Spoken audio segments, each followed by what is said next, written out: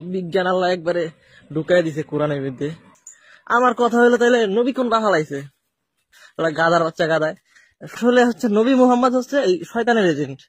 নবী মুহাম্মদ আল্লাহর আল্লাহর এজেন্ট হইয়া সবসময় মানব সভ্যতার ক্ষতি করে আইছে।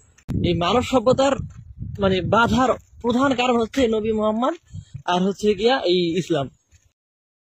পয়গম্বরকে যারা গালি দেয় তারা ভালো মানুষের সন্তান হতে পারে না। আমার পয়গম্বরকে একজন গালি দিয়েছিল, আল্লাহর পয়গম্বর তাকে যার সন্তান বলেছিলেন।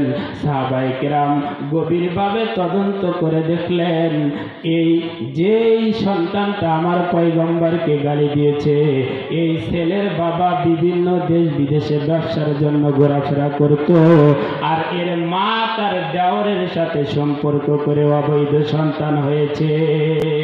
এই জন্য যারা নবী রাসূলদেরকে গালি দেয় তারা ভালো সন্তান হতে পারে না।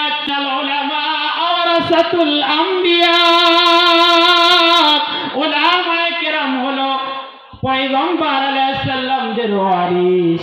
এই জন্যে বর্তমান জামানায় কেউ যদি ওলামায়ে কেরামদেরকে গালি দেয় তাহলে বোঝা যাবে নবী রাসূলদের গালি দিলে তাদের যে রকম জন্মের সমস্যা আছে, আলেম ওলামায়ে কেরামদেরকে যারা গালি দেয় তাদেরও জন্মের সমস্যা আছে।